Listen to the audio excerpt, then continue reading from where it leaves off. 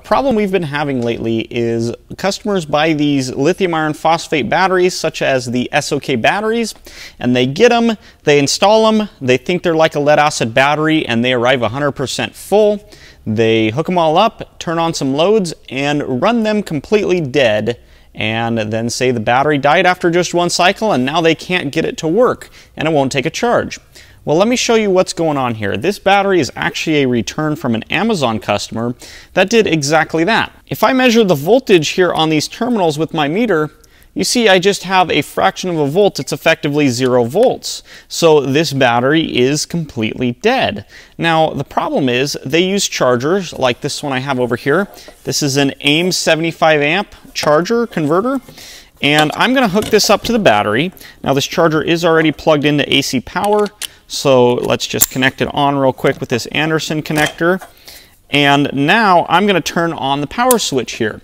Now if we look on the other side, there's some lights and stuff, and none of these lights are coming on. The charger's not kicking on. And in this case, the customer actually said the battery won't take a charge. They blame the battery.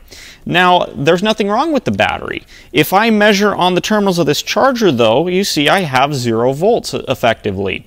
And this charger requires voltage on its input because it's auto-selecting between 12 and 24 volts, and it doesn't know what to do because it sees 0 volts. It doesn't know what mode to go into, so it can't turn on because it doesn't see battery voltage.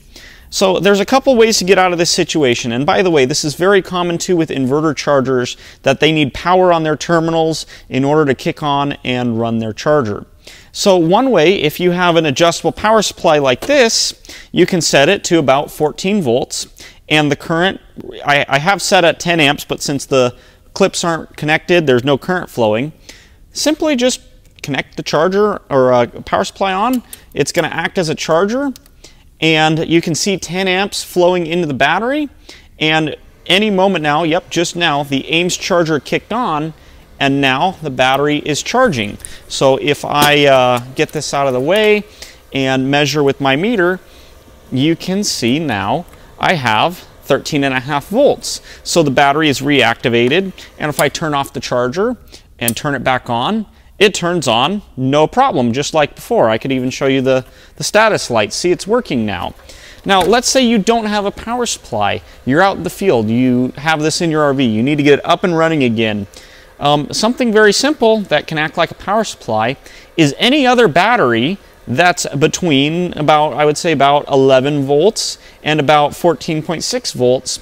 Just use jumper cables. Jump start it like a car, you know, following the proper procedure.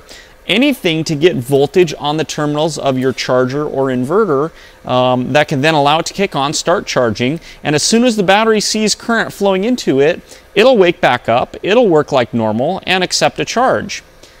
And that's it. I mean, it's pretty straightforward, but not knowing this process as a beginner, it can be kind of scary, I understand, but all it takes is charge current to reactivate a battery at 0 volts.